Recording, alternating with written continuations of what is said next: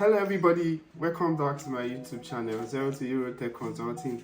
We appreciate your love. We thank you for liking and sharing our videos. Please continue to subscribe, share with your friends and family.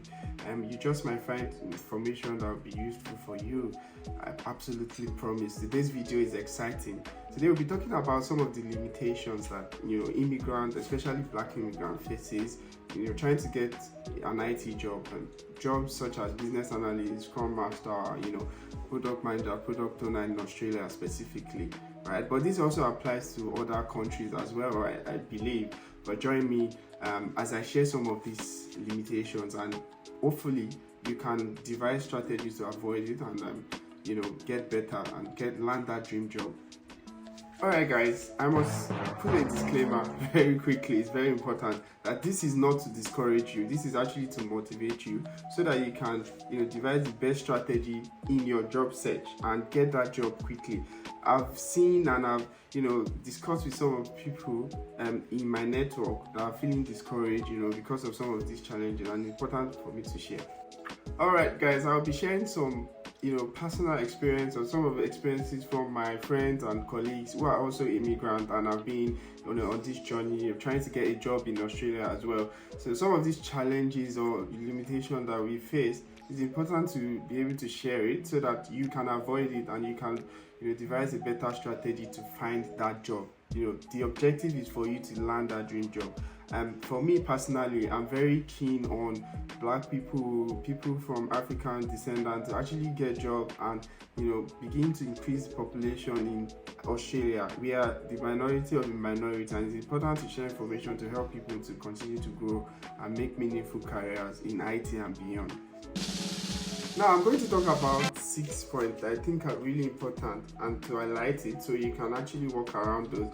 The first thing is the visa status. Now this excludes citizen, permanent resident holders, obviously, because they don't have restrictions. But I'm talking specifically about student visa, subclass 500 is called in Australia, and some work visa category and some temporary work or skilled visa as well. They have restrictions. So if you hold some of these temporary or student visa and you're looking for a job, because there's a cap on the number of hours that you can actually work, it will be difficult for employers to get towards you. So you might find it a bit frustrating to get a job, even though you're technical, you have all the skills, the right skills and description as advertised in the job role. It will still be difficult for you just because of your work, your visa status. The second thing we'll be talking about are the visa rights, right? So with every visa, as I mentioned earlier, there are rights. So some visas have no restrictions. Permanent resident, citizen, some category of visa as well, like employer sponsored visa. You have no hour restrictions, but you have restrictions that you can actually work. You have to only work for that employer because it sponsored you, which makes sense, right? And for some visa categories like your 491 visa, you're constrained to work in the regional area. So the way Australia is structured, they have the regional area, right? And they have the cities, like the cities where the cities are your Sydney, your Victoria, I think Melbourne actually. Sydney, Melbourne and Brisbane. Those are the 3 major cities, and you have more opportunities concentrated there. So you have lots of organization, lots of opportunities, higher paying jobs as well, relatively based on my personal research. So because there's a large concentration of organization there, of course cost of living is higher, rent is high, buying a house is high, and naturally so people that have to work in the regional areas and are targeting jobs in the city will not be able to get any success, because first you're going to be breaching your visa condition, and employers will not offer you jobs. And if you're targeting jobs in the regional area, especially Tasmania, South Australia, you might not find a large pool, so you might have to go extra beyond over to send in application, hundreds and hundreds of jobs, to get that opportunity. Because there are also people like you targeting jobs in those regions, and then all of you are battling for that. So it's not easy in that sense, comparing to the cities, right? So that's also something that actually affects immigrant, black immigrant in the job search, because of course, if they find, if you're competing for that job with other immigrant or even white people, there will be that implicit bias. I don't want to. I just think that I face some subtle kind of bias in that situation as well personally, and some of my friends as well have experienced it. So I think that that's something to look out for. But don't be discouraged. Keep applying. You will definitely get that opportunity once you persevere. So the next thing I'm going to talk about is your accent.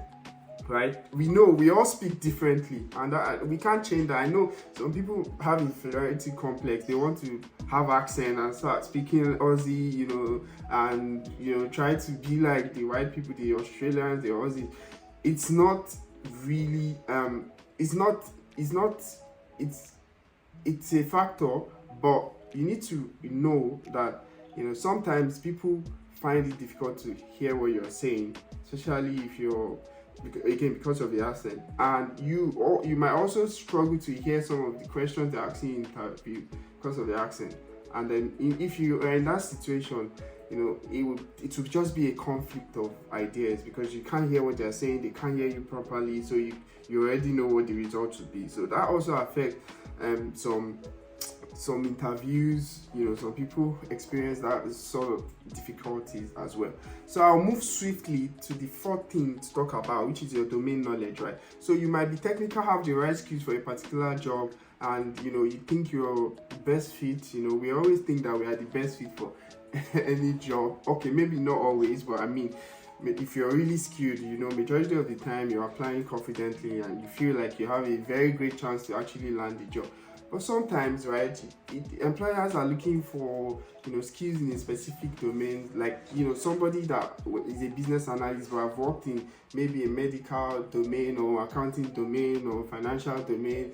You get the point overall. It's very important that you don't take it to heart if they go with another candidate just because of, particular domain knowledge that they have. So it's really important for you to ask for feedback. If you hear a negative feedback from them, ask for a specific feedback, and they can tell you, what they are looking for specifically. I always make sure that I try to ask them, what a successful candidate will look like in the organization, what specific skills they are asking for. Even after the interview, I can ask for them to give me specific feedback about my performance, or why they went for a different candidate, and they can tell me, it's because this person has cloud experience, this person has accounting experience, this person has you get the logic. So you just need to move on to the next opportunity and keep going. Don't be too downbeat, right? The next point I'll talk about is your limited network. So because many immigrants, maybe because the concentration of people, they don't have a lot of people in a particular organization working, and as immigrants, it's very important that you network, because you don't have that local experience, or you have, but it's limited in that sense. So it's important that you leverage groups, networking events, to build that connections with people. Sometimes referrals go a long way. There are some jobs that they advertise, just for regulatory status or requirement, but they actually have somebody in-house that will fill the role. So it's a very tough process. So you need to actually build your network, speak to industry professionals, people that are working, connect with them, make friends with them. Not just you connect today and next thing saying you're looking for a job. You need to build that relationship and nurse the relationship, and they can help you tell you about opportunities that you can apply to before other general candidate applies, and that actually helps a lot. For me, when I get a call maybe from a recruiter for an application that I've done many months ago, I would always say, okay, maybe I'm not interested now because I'm working, obviously.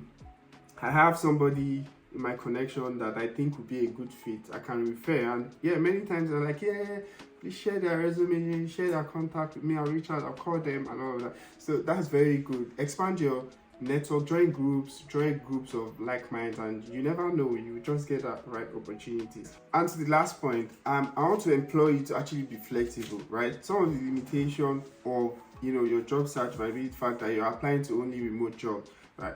The world of work is changing, and many organizations are now moving to a hybrid way of working, which they have requirement for you to actually work from the office for a particular period, maybe 2 days a week or 3 days a week. I personally am fortunate that I'm still able to work remotely 5 days a week, but I understand that the world of work is changing now. You need to be flexible and apply to hybrid road if you can. I know that some of you, maybe because of personal circumstances, you're just only able to work remotely, but you have to be flexible and you can avoid some of these limitations, right? So thank you all, guys. Please always note, this sharing this limitation is just to encourage you and also help you note all these things so that you can actually improve and try to work your way around these limitations and devise the best strategy to land that job. We'll be happy. I'll be so excited if we keep growing, many people get this opportunity, and we deepen our roots in this country. So I'm really excited. And as the popular saying goes, right, from Davido, we rise by lifting others, right? So kindly share opportunities with your friends, with your colleagues. That's really important to form this community and make us more noticeable, not just the minority of the minority. So good one, guys. Please like the video, share with your friends. We appreciate it. Thank you. See you in the next one. Bye.